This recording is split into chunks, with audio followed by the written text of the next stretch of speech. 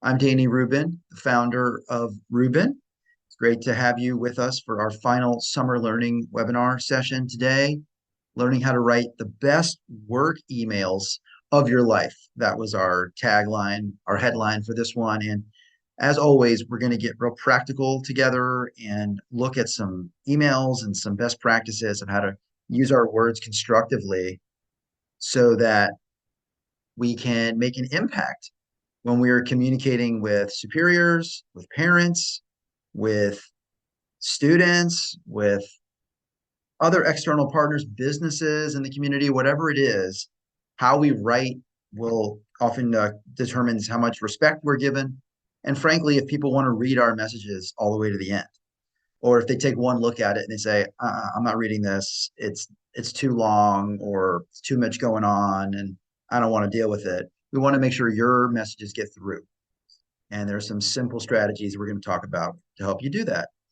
So to get started, and as we always do, we have free resources stemming off of today's session. So this one is different. This is something we haven't given out before. I, I'm a former TV reporter turned curriculum creator, and we teach communication skills. And one of the books that I wrote, this is back in 2019, it runs together. It's called Wait, How Do I Lead My Team? And it's a book of templates for communication skills for leadership. And we, for the freebie today, thank you, Katie, very much. For the freebie today, we pulled some sections out of this book to give you in a PDF. 7 writing mistakes leaders never make, 7 punctuation mistakes leaders never make, email mistakes, how to be brief and polite at the same time, name dropping, lots of little tutorials in this book. And it's about 60 some pages of honest, real substance here. So if you would like the samples from this book, this is how we do it. If you're new to us, many of you are been here before, just go to the chat, type interested and your email address. Do that right now. Interested and your email address. And we'll send you the section from this book that you can share with students and you can look at for yourself. And we're going to touch on some of those themes today as well. And if you're new to our community, there's a few new faces here. What we like to do is have a brief conversation with you to help you make the most use of our content for your school. Those of you who have been here before, you know kind of how we approach things. But if you're new to us, we'll send you a brief invite on your calendar for tomorrow, and we'll try to chat for just a moment. And then you can go off and share these resources with the rest of your class and your school. So, and also those who are watching this on a replay could make it live. Can also have those templates. Just send us an email with the subject line, Rubin email templates. Okay. So that's the freebie today, and I'll mention it again at the end. Also, how many of you, by show of hands, Zoom hands, are aware of our webinar series, our Dream Job series that we do during the school year? I know several of you have been there in the past. And so during the school year, we hold twice a month live webinars where we interview professionals in different career pathways. And we will have our schedule soon. We'll start it in September. It'll run September to December, and then we'll break for the holidays and we'll go January to May. And we'll hopefully interview 2 people a month. And we encourage you to bring your students and be part of our conversation. Students get to ask questions live, which is always really exciting, and to really talk directly with these professionals. So we're pulling the schedule together. We will have it soon. So keep an eye on your email, and we'll put all the Zoom links out at the same time. And you can sign up for the ones that you seem most interesting, or forward it to teachers in your building or your district who would appreciate whatever the job is that we select. So that's coming. And lastly, as we've been doing all summer, a certificate of completion for everybody here live with us. We'll send that out as well, probably later today. And you'll get a certificate to show that you were here. So those are the headlines, so to speak, for our session today. And we may not go a full hour here. We'll count it as the hour, but we may wrap up and take questions a little bit before that. So what I'd like to start with is, let me just ask the group first in the chat. Um, what are some frustrations that you have when you're having to write work emails? Is it like you don't want, it just takes too much time to write these messages, or you're not quite sure your tone of voice based on who you're writing to? Or what are some challenges that you face when you have to sit there and put together an important email to your supervisors or to parents? What runs through your mind?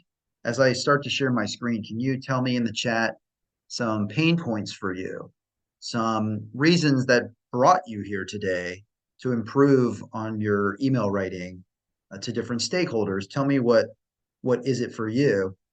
Trying to keep it brief but get my point across, my tone of voice. I say things as they are and have been told I am too sharp. Improve on keeping it concise. Thank you all. Yeah, keep that coming if you'd like. It helps me to frame our discussion today around you and helping you. So I'll start with this. Let me come back here. So what we're working from today, and some of you use this in your schools, is our curriculum, which is called Emerge. And Emerge is a library of activities to practice different scenarios related to writing and speaking. And we have a wide variety of email scenarios related to sort of inter-office communication or communicating with a team or to outside parties. And just reading Catherine's to the tone of voice. I use AI to help me, but that does not support my tone of voice. A parent got angry with me, thought I was, though I was not being negative. Right. I mean, people can infer from our words and emails all kinds of things that we didn't intend. So what we're going to do today are I picked out some selected exercises from our platform and that we're going to look at together and discuss best practices for.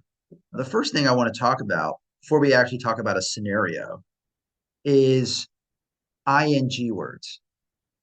So when we talk about writing best emails ever, I'm really big on, and it's already been talked about in the chat, being concise, making our point as quickly as possible. And a way to do that that we often don't think about is cutting out ing. So watch the look up top here. All week, our group has been analyzing data, preparing a report, and practicing the pitch to investors. Now let's run that sentence back with the ings removed. All week, our group has analyzed data, prepared a report, and practiced the pitch to investors. Let me ask you in the chat, how does the second sentence feel when I read it out loud compared to the first? What was the tone? Yeah, Paige said it. Confident. Doesn't it have a little more punch to it? And all we did was we removed the has been analyzing to analyzed. You'll find yourself, and I do too, I have to go back and edit myself. You'll find yourself using INGs. Yes, thank you. More, and make sure when you comment, everybody, that you do it to everyone, not just hosts and panelists. So I want you to start to be mindful of the INGs because it immediately changes your tone, and not in a way that seems short with people, but as Paige said, it's confident. Because I saw I mentioned that you don't want to come across like you're too short with somebody, and that's not what we're advocating here. It shows a confidence with the English language that you can say a lot in a smaller space. And again, one more example at the bottom because we like to share it as I write. The letters are doing nothing but holding you back. The letters do nothing but hold you back. So what I would recommend you to start doing is when you draft that email, use the search function and just type ing and go find the ings. And I believe we provided this example or something to this effect in the sample from the book. Use those guides to say, how can I cut it down to just that active verb?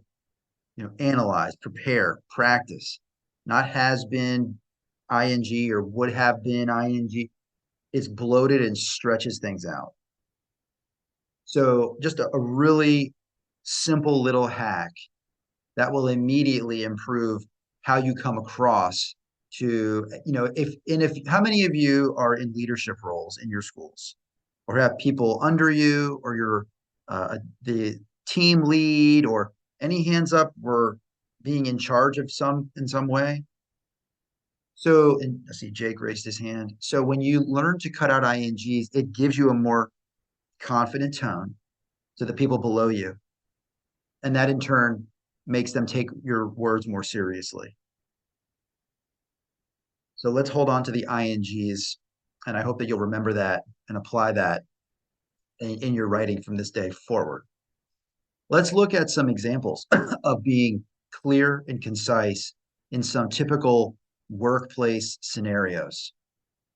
First one, let me scroll back up, sorry, is how to give out roles and responsibilities in an email.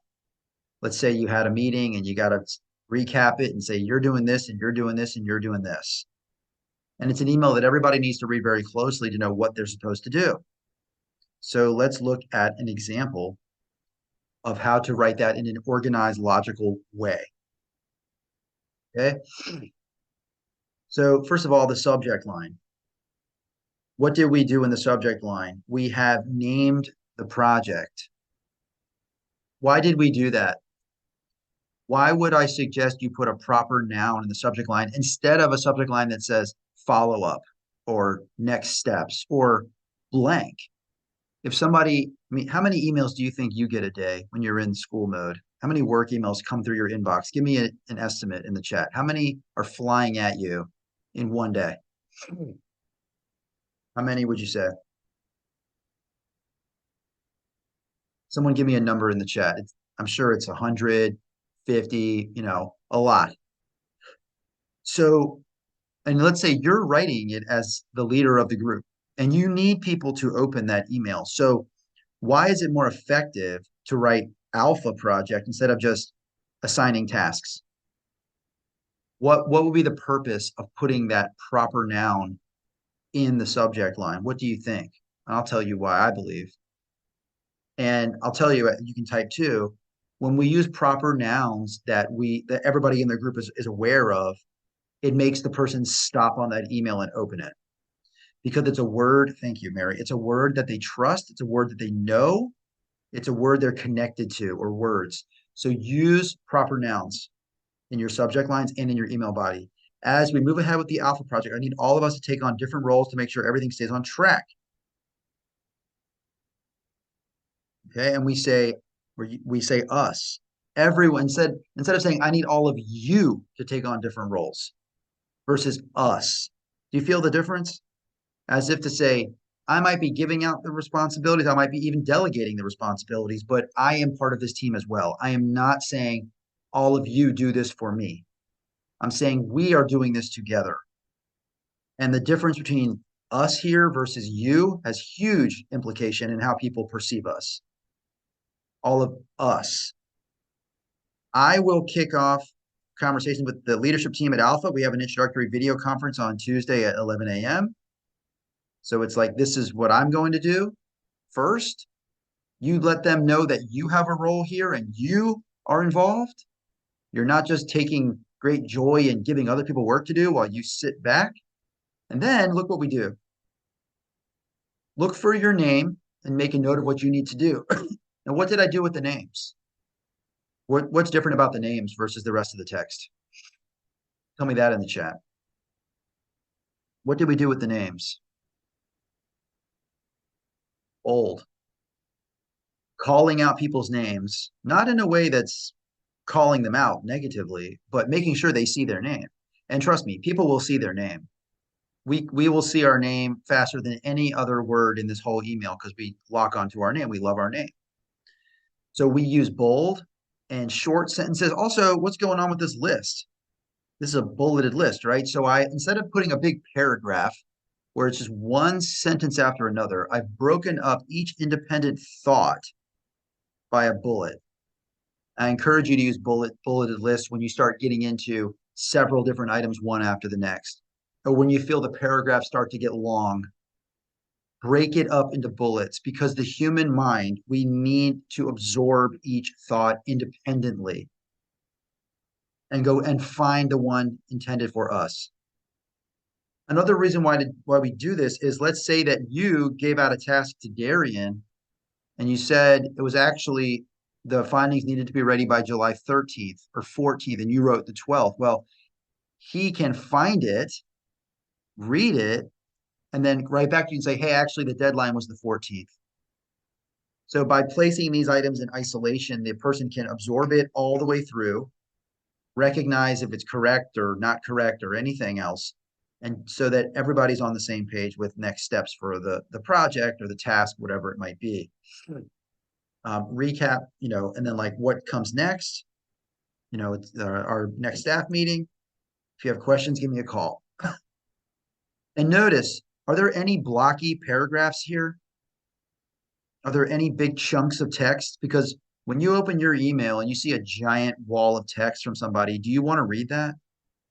If this whole email was just one paragraph, you wouldn't even want to look at it.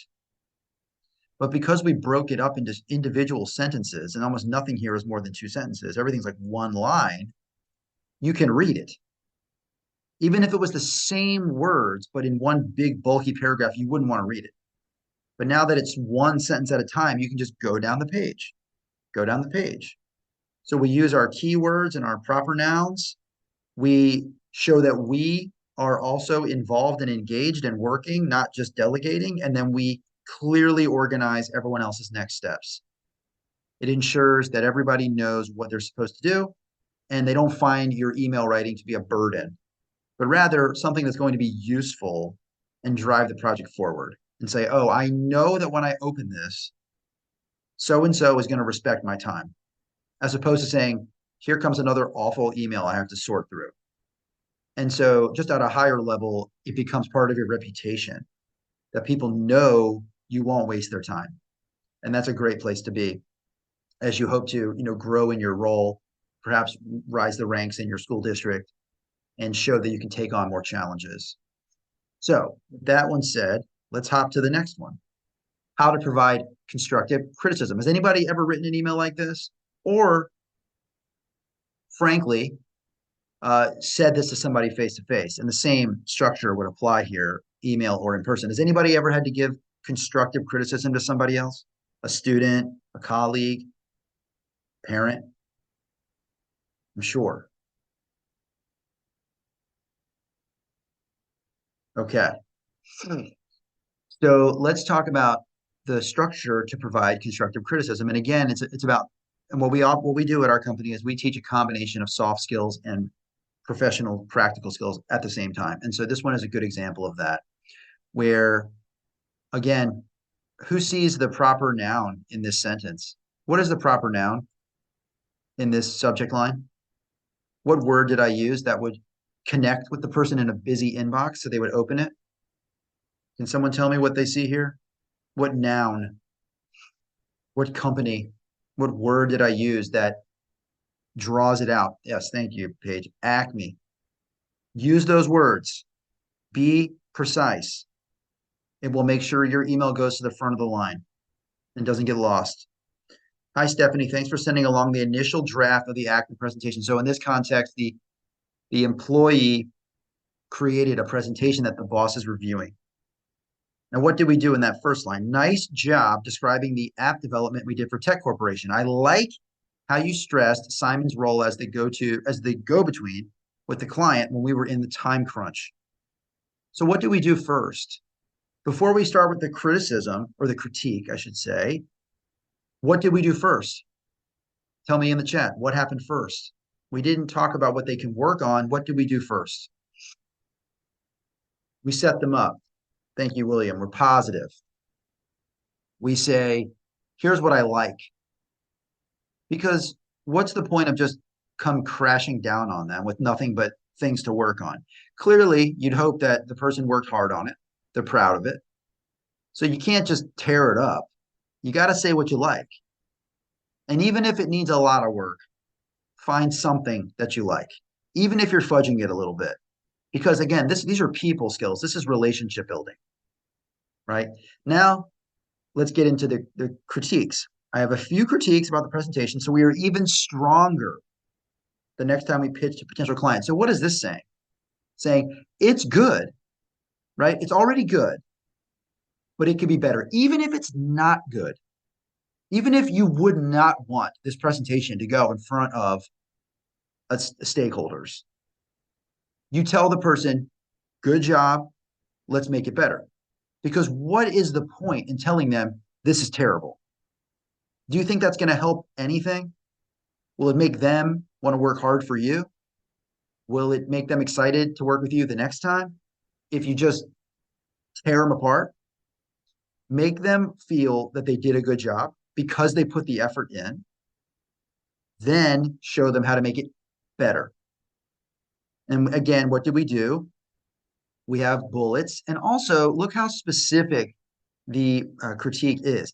At 37 slides, the deck is too long for a 20-minute pitch. Can we bring the slide count under 25? Try to combine slides or determine what we can do without. One idea, I think slides 12 to 14 with additional client testimonials are unnecessary. Now, how specific is that?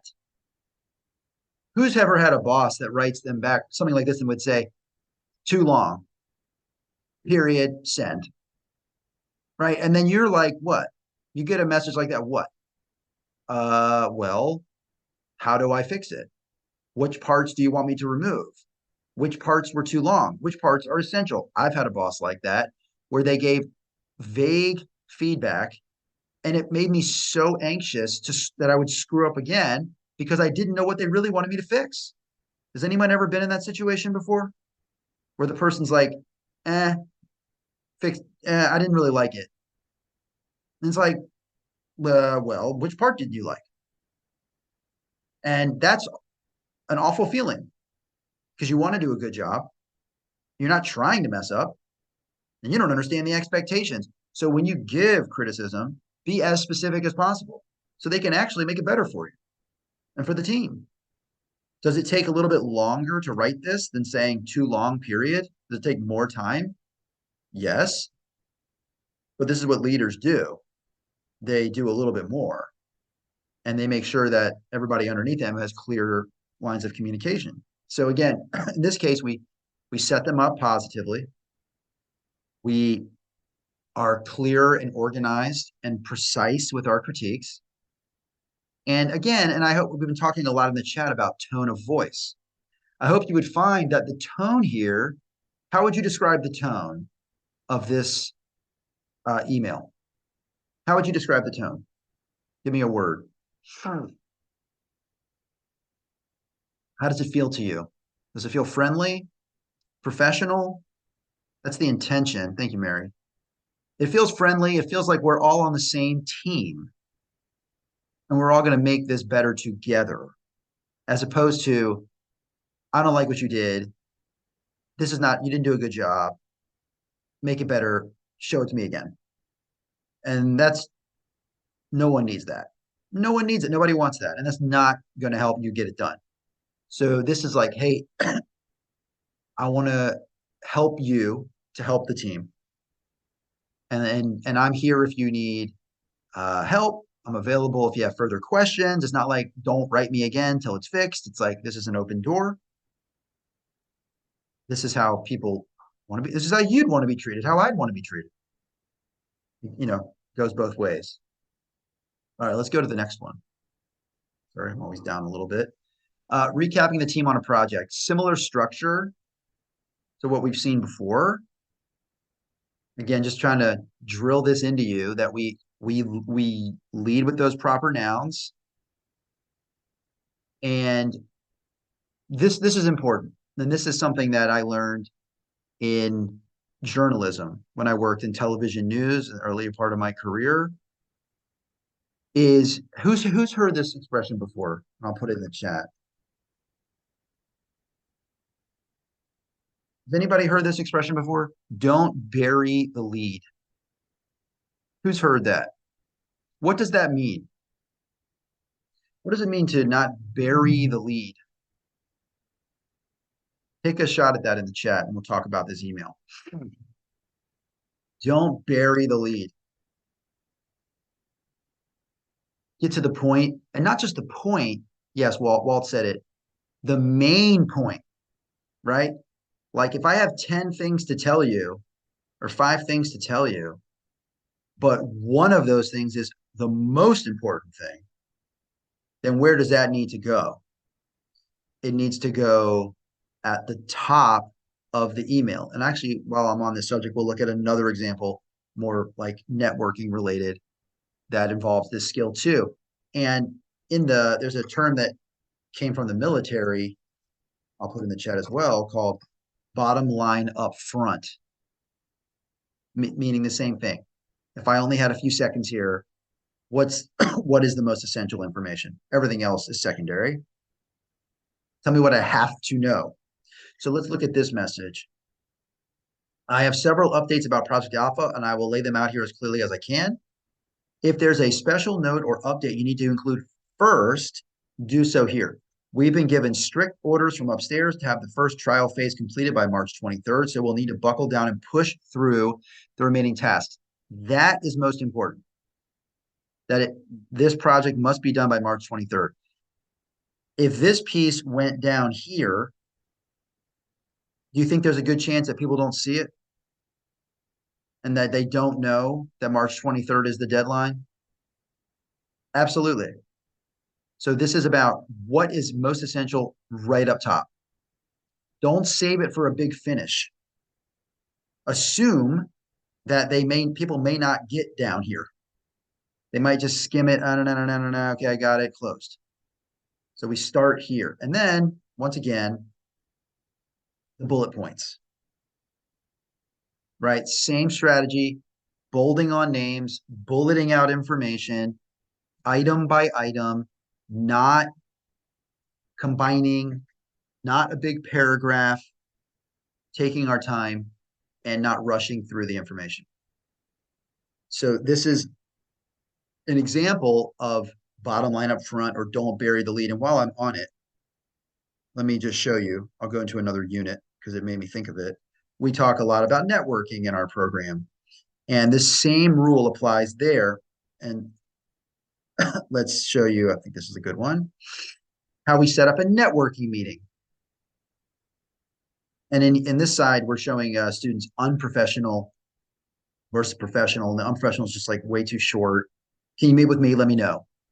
And in this one, we're asking if the person would meet with us to offer career advice. We address them formally. We introduce ourselves. We explain the purpose of, we consider like what we're trying to do in our life. And then we say very quickly, would you be able to meet with me in person or virtually so you can give me some guidance on my next steps? We don't ask it at the end as like a last line. We say it as quickly as we can once we explain ourselves because they may not know us.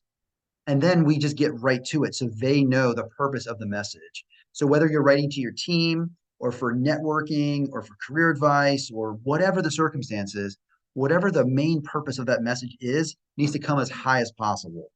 So the person immediately has context and they know what you're after and they don't have to sift around or even write you back and say, what are you trying to do? So this rule of don't bury the lead applies all the time. But in the context of work emails, it's like, tell your team the biggest thing first. Everything else comes next. Okay, so we talked about how to structure these messages appropriately for informational purposes. Now let's talk about a thank you note.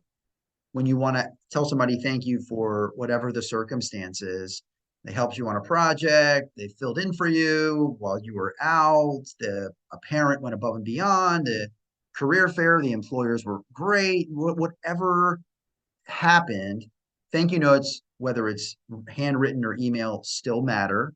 I just wrote one the other day to one of our partners because it felt like the moment required it. So I just sent it off in the mail with a stamp. Just did it a couple days ago. It still counts. And it counts even more because people just don't do it as much.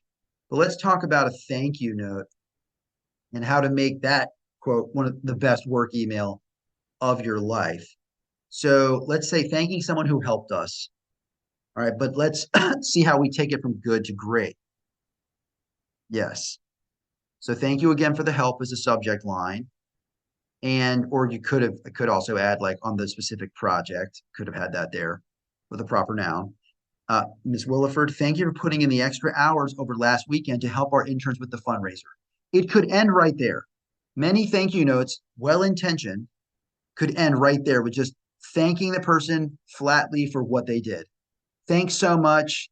We all appreciated it. Sign your name. It could end right there. Is it nice? Is the gesture there? Is the sentiment there? Yes. But how do we make it go from good to great? Well, by answering a question that a journalist would ask. If this person said, I am so grateful for Miss Williford for putting in the extra hours over last weekend, my question is, what would you ask? If you say, I am so grateful to you for helping us.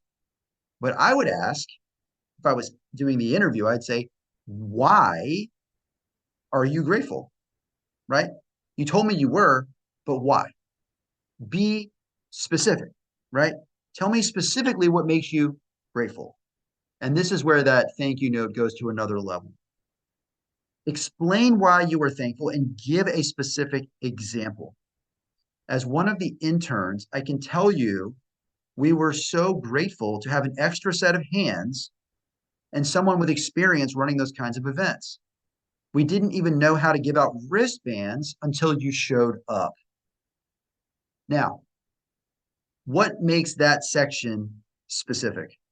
What words did I use, particularly in this last line, that really take us into that event and give a detail that gets down to the root of it? What did I say that really demonstrates my why? Give me a reason or something that you saw in that section that speaks to why I am grateful. What do you think? I'll tell you, for me, when I put this together, what really did it is that wristbands line, right? That is specific. That is real, right? And the person needs to know that. This is very nice. They'll feel nice about this. They will feel like $1,000,000 when you say stuff like this. Why? Why does this mean more? Why do these details mean more? What do you think? When we go from somewhat generic to authentic and custom, why does this mean more when we add these details in? And again, taking our work emails from good to great. You explained where their experience was especially helpful. Yes, we didn't know. It makes it real. That's great. It makes it real. And, in the previous examples, we've talked about strictly more organizational tactics of just laying out dense information in a way that's easily read. In this case, we're talking about showing that we're authentic in our words. And this is something I would please take this example and use this recording and show your students during the school year the value of making it real and teaching them the value of details in their writing. How much more time would it take me in my email to go from this to add this? How much more time would it take in my life to add those two sentences? How much time? A minute? 2 minutes? Right? And when I teach this stuff at conferences or webinars, I always say, this is not about overhauling the curriculum, teaching everything from the beginning, adding hours and hours to instructional time. This is about viewing the world differently, understanding the power of authenticity, and challenging students to uncover the details in their own life or in their own experiences that they can share. We talk about it with writing about ourselves, through cover letters, through resumes, using those details. But also is critical is when you're talking about somebody else and you really want them to know why they matter. Push yourself, push your students to add in this stuff because this is what counts and this is what will make sure the person who wrote it is never forgotten. Because tell me if you've ever had this experience. Like, let's say it's like you send a wedding gift and you get that thank you note from from the bride and groom, and the thank you is generic. It's like, thank you so much for the gift. We love it. And we're so glad you could be with us on our special day.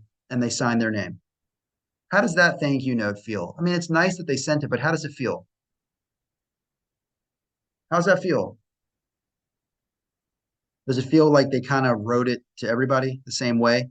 Or what I really can't stand is when they like make copies of what looks like handwritten, even though it was like written once and then copied, even more so. It's like, I'd rather you not send me anything. It's how much you care, right? But what if instead they say, thank you so much for the the flatware. We've already used it at a barbecue with our friends and it worked perfectly. Like they give like they go deeper and they say why they appreciated the gift with an example.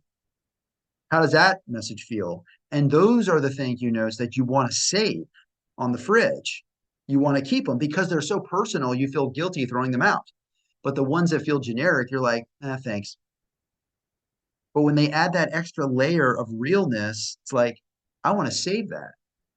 I want to keep that. I don't want to throw that away. That this means something to me. And so to be able to teach that to your students, apply it in your own life and teach it to your students is so powerful because you can help your students make an impact on others in ways that we can't even imagine today when they use this technique in their adult lives to help them foster a relationship, open a door, gain a foothold in their career, whatever it is. This is the stuff. This is it. This is the best emails of your life type stuff. And it's not more time. It's not extra schooling. It's just thinking about these opportunities in fresh ways. And I just would love for you to challenge your students to think like this. Let me ask, I'll just take a pause here. Where, where in your year or your class could you help have students practice this strategy of adding that layer of detail to a message? Where would they have opportunity to do that? Can you give me an example in the chat of where that might materialize? Where out after a guest speaker? Yep. And they'd say, you were a great guest speaker. Thanks for coming to my class. And then what would they have to do, Mary? Instead of just saying you were great, what's the next line have to be? You were great, and here's why I think you were great. And I can't stress enough being specific. We crave that. We want that. We want to know specifically why. What I learned in very specific terms challenged students to write like this, to think like this, and make them understand the why in general. Why are we even doing this? Because of how it makes somebody else feel. Because people never forget that. They forget a million other things. They don't forget how you made them feel. There's a famous quote like that somewhere. The why you were great. That's what we're all seeking. We want to know why someone thought we were special. Not just that we were, that feels good enough, but not, it's not all the way. And so that is the critical piece. Now, one more thing I want to share, just because I've been sharing over the summer new things that our company has been cooking up in the kitchen, and this is something else new. Oh, hold on, I think I got signed out of it from being on lots of tabs. Let me pull this back up and show you. We have been working hard on a new resource called Aspire, which is a offshoot or a next phase of our webinars. We have taken all the webinars we've done with students and professionals over the last 2 years, and we've turned them into individual pages with the highlights of those conversations in short clips. This is a upper elementary, middle school, or high school resource, very broad. And we have 7 different pathways down the side. And inside each one, we have the people we've spoken to. And we've talked to so many interesting professionals all over the country. And now what we've done, because when you come to our dream job sessions, they're 45 minutes total. And what we've done is we've gone through, excuse me, and we have picked out the best content, the best quotes from that longer interview into 1 to 2 minute segments to make it easier for teachers to grab it, watch a clip, and keep moving and not have to jump all over the video to find the best things they said. So, and here we go. We talk about the job and the employability skills, the social skills around the job. So this is a dentist who runs his own dental practice and he treats patients. And so you'll see when we play the video, and I'll play just for a couple seconds, it just jumps in the longer video to the exact spot where he answers the question. Your website, and I was poking around about services and bio. Here's Dr. Daniel's mom, whom he works alongside, and I was looking at your bio. So, and you'll notice this was a screen share moment, but there's sign language and closed captions for every video. So we have developed this library of over 200 video clips along with discussion questions that correspond with each clip. So it creates this ready-made library of high quality conversations condensed for schedule and timing with discussion questions and with certificates of completion for each of our jobs. So we are excited to roll this out. We already have several schools that are planning to use Aspire this year for various grade levels, including 5th grade. That was a discussion just the other day. So if you're interested in this resource, this is a paid product, but I won't talk about pricing and all that on this call. But if you're interested in exploring this for your school or your district, put your email in the chat and I'll give you access to look at some samples and you can assess it and see more of what it is. But we're just taking what we've already been producing and making it more accessible in the classroom so teachers can just take a look at it. And we'd love for you to look at it too and just be aware of Aspire because we're going to be adding to it throughout the year. So again, if you want sample access, trial access to look at it, just provide your email and I will pass along information about it.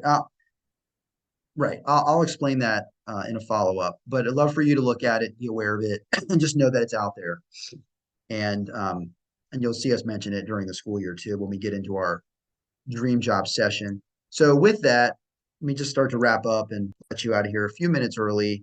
If you missed this at the beginning, many of these writing hacks that we were talking about, we're providing in a free PDF of a couple of chapters from our book, Wait, How Do I Lead My Team? Just send you an email with the PDF and you can just look at it at your leisure. If you missed this offer at the beginning and you would like these resources, just type the word interested and your email address in the chat, and then we'll send it over to you. And if you are watching this on a recording, you can also have those templates. Just send us an email to the email on the screen. And I mentioned that our Dream Job series is coming back in September. We'll have a schedule for the fall semester soon. We'll let you know well ahead of time. You can plan, and we will try our best to shuffle the times around. I know there's no perfect time or times to do these across the country, but we're going to try some new times this semester, or just try to play with the schedule and the clock a little bit and try to get as many people live with us as possible. So look out for that. And we also will send everybody here a certificate for being with us today to show proof that you were here to get your, your credit, your time spent with us. So look out for all of that. And okay, and that's really, like I said, I thought we'd wrap up a little early today, and we did. And I'm sure you got a million things to do to get your school year started. But I appreciate you being here. Raise your hand if you learned something new today, something you might be able to apply. Just tell me real quick in the chat, what's like one thing you'll take away from today?